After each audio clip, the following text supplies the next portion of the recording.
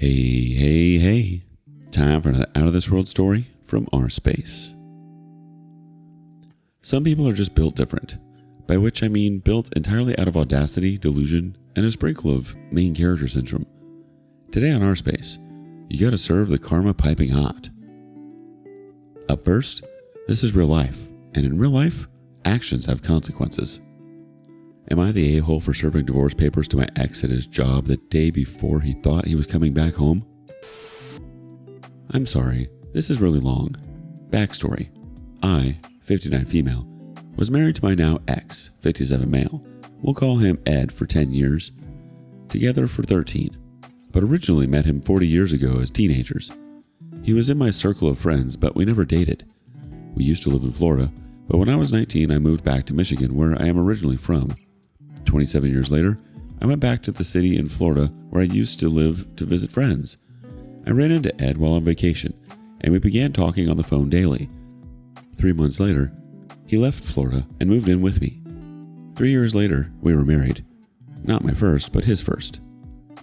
We had our ups and downs, but mainly we got along fine and didn't argue much. He would throw tantrums if things didn't go his way and would punish me by sleeping on the edge of the bed, which was fine with me, where he would not talk to me and slam things. 2 years into our marriage, things went horribly wrong when he got into drugs. It was horrible. One night I finally had enough and was on the phone with my mother-in-law, telling her I was sending him back to Florida when the sheriff's department knocked on my door. Someone had found my husband unconscious, severely beaten, in a ditch a block from our house. We lived in a small village with woods across the street. I raced to the hospital and didn't recognize him when I saw him. He was so swollen and bruised. Now, my husband was a man who could fight and was strong. Come to find out, it took 3 men to do this. They thought they could rob him since it was payday, but he had been home and purposely left his wallet at home. I sat with him 24/7 while he was in neuro and trauma ICU. I slept on a couch in his room. I prayed over him. I bathed him and took care of him even after he came home. This actually saved his life. He got clean and went back to work full time, always putting me and my grandson first before his needs. He went to work and came home. That's it. 4 years later, I finished my education and became an ordained priest and have been the pastor at my church ever since. At first, he didn't mind, but then he would say things like, "I didn't sign up for this," even though I never pushed church on him. I knew he believed in God and he prayed daily. I would invite him to Christmas and Easter service, and he also came when I was ordained and when my grandson, who calls him Grandpa, was baptized. For several years, things were really good. Then suddenly he began coming home from work, showering, changing clothes, and leaving. At first he said it was to watch whatever sports was playing on TV because we didn't have live TV. Then he told me he'd be back whenever he got back. Then things went back to how they were. We laughed a lot, we joked around, and I began getting the usual kiss goodbye before he left for work. One night, he had done his laundry, like he always did, and I had talked to him while he was folding it. He never wanted me to do his laundry, so that wasn't new. We ended up the night laughing as he was trying on old clothes. The next morning, I woke up and went out to the living room to ask what time he had to be at work, but he was gone. I assumed he had to be there early. I walked back into the bedroom and saw his keys on the bed, which made me wonder why he would walk to work on such a cold day. It was December 1st. I started leaving the bedroom again and noticed his laundry basket missing, so I went to the laundry room and it wasn't there. I went back into the bedroom and noticed his closet empty. I called him to see where he was and asked if he had moved out, and of course his answer was yes. Come to find out, he had met a woman at his job who works for one of those shopping apps where people buy and deliver your groceries. He worked for a large grocery store chain. He had moved in with her. Over the next 6 months, he called almost daily and would say things like, "Our marriage will survive this. Just give me time." He even told me he would be mad if I began dating. During one of our phone calls, he told me he wasn't happy with her and was going down to Florida to visit family. He said he wanted to come back to me when he came back to Michigan. The plan was this. He would pack things that he couldn't live without, but leave things at his new girlfriend's house to make her think he was coming home to her. He planned on giving his 2 weeks' notice while gone and planned on looking for another job when he came home. By this time, I knew I didn't want him back. I found my self-worth again and had made new friends with neighbors once he was gone. Come to find out, nobody liked him. Even the women at the gas station across the street told me how he flirted with them when he came in. Even an elder at my church found out he was cheating, but didn't tell me because she didn't want to hurt me. So I went to the courthouse and got a divorce package and filled out all the paperwork. Where I live, I was able to serve him myself. I decided that since he chose to end our marriage while working at the store, I would officially end it there. So, the day before he was supposed to fly to Florida, I made sure I looked really good. New hairstyle, makeup, and my outfit was sexy. I went to his job, found him, and handed him the divorce papers. I told him that he was wrong. Our marriage wasn't surviving this. You should have seen his face. He was actually upset with tears in his eyes, and for a moment, I felt bad. Then I reminded myself what he had done to me. He didn't just leave me in the middle of the night, but he stopped talking and doing things with my grandson who thought Grandpa was the greatest. He left me in the house that I couldn't afford without him, and I would have been homeless if my church wouldn't have paid for an apartment. He told me women were stupid. He actually thought he could come home as if nothing happened.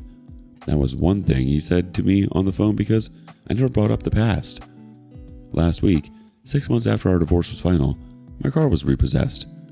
When we were together, he got 2 loans and I agreed to use my SUV as collateral because I never pictured my life without him. He stopped paying on his loans, so they took my car. I wasn't notified because they sent him the letters. They wanted me to pay off his loans to get it back. I burst out laughing and said that will never happen.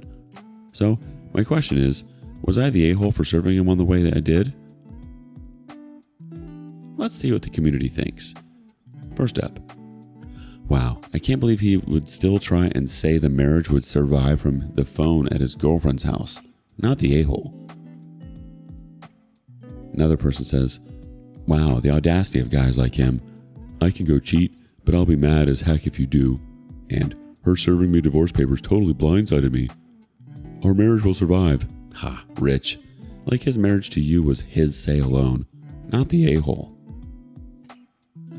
Update. Thank you for the comments and support. Here's a reminder of what happened. Now, my ex-husband got a loan while we were married and used my car as collateral. A year later, he left me for someone he met at work. He kept telling me that our marriage would survive. Just give him time. He ended up not being happy with her and planned to come back to me after he left to visit his family out of state. He planned on not telling his girlfriend he was leaving her and was only packing what he couldn't live without. His plan was to return home to me when he came home. The day before he left to visit family, I served him with divorce papers.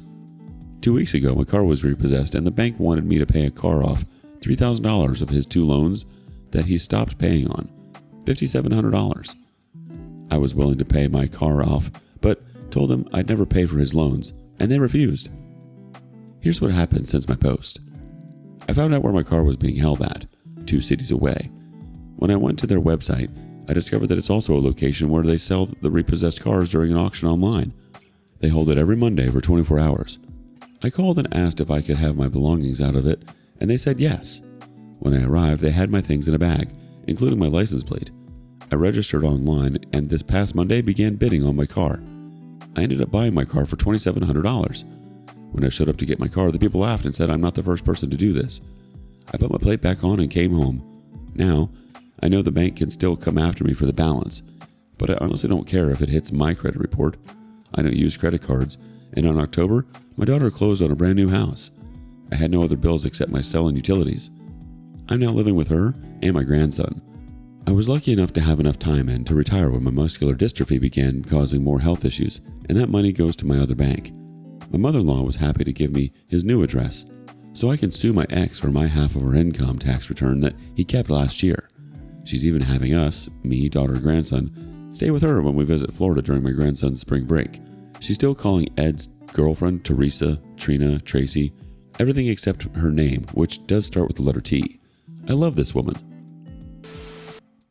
You are absolutely not the a-hole here, OP. The fact that he expected you to still be loyal to him while he was literally playing house with someone else is literally next level delusion. Also, your ex-mother-in-law refusing to acknowledge his girlfriend's name? That woman must have her faults. But that level of shade is something to be admired. He made his choices. You just made sure they had consequences. Bravo, OP. Did OP do the right thing here? Let us know your thoughts in the comments below. Up next, nothing says professional development like they're just a colleague. My husband's getting drinks with a coworker, and I'm terrified. My husband, 35 male, and I, 34 female, have been together for 9 years, married for 5. He was showing me a video on his phone the other day, and a text came through from a female name I didn't recognize. I asked who it was, and he said she's a colleague from a company that his company works closely with. He has text previews turned off, so I couldn't actually see what was said, but my suspicions were raised. I know it's wrong, but when he was in the shower that evening, I looked through his phone to see who this girl is and why she's texting him. I found out that they've been getting coffee and lunch during the workday, sometimes to talk about work, sometimes not. Prior to last week, it was maybe once a month communications to plan these, but then she joined a board that he's on last week. So they had a board meeting and then seemed to go out as a group for drinks after, until about 11. I did know that he was out with his colleagues during this time and wasn't concerned. What is concerning is that he texted her that night, making sure she got home safe and telling her how much fun he had, but that he'd been hoping to have more opportunities to talk with her instead of everyone else. The next morning, he texted her good morning and asking her to drinks one-on-one next week. She agreed, and he said he couldn't wait. Of course, I looked her up and she's a very beautiful woman, probably in her mid-20s. I asked again later who she was and what their connection was. He reiterated that she's a colleague and is helping him get connected with exciting opportunities in her organization. I know he's been really focused on networking, and she has a lot of high-up community connections that it looks like she's introduced him to. He's also a friendly guy who likes to be involved through board work and professional groups. I don't want to go scorched earth and accuse him of anything inappropriate, since my insecurity has been a major issue we've had to work through in the past, but I'm terrified he's going to cheat on me. Would this send off alarm bells for you, and how would you respond without accusing him and ruining the marriage? Update.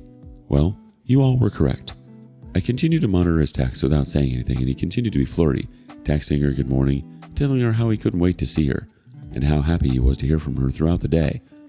They did go out for dinner and drinks the other night. It sounds like it must have gone well, since they're now having flat-out conversations to set the framework for the affair. They've discussed that they want to keep things private and out of work, that she doesn't like that he's married, that they both have mutual feelings and are going to continue and are on the same page about everything, and that she initially didn't want to start this but has developed feelings she can't ignore, while my husband told her that he's always had these feelings and couldn't resist her. I'm not sure if anything physical happened, but I'm assuming it did. I thought I'd be heartbroken by now, but I'm just furious. I'm getting my affairs in order to confront him and end the marriage. Thanks for all the feedback and advice. The "I couldn't resist you" text is especially telling. He wasn't conflicted or hesitant, he was all in. And that's not the kind of mistake a committed husband makes. It won't be easy, but you have to get out of there. Don't let him talk you into staying. After all, he's always had feelings for her. What would you do in this situation? Tell us in the comments. And thank you for joining us today on rSpace. Be sure to like and subscribe and hit that notification bell so you don't miss out on our next video. See you next time.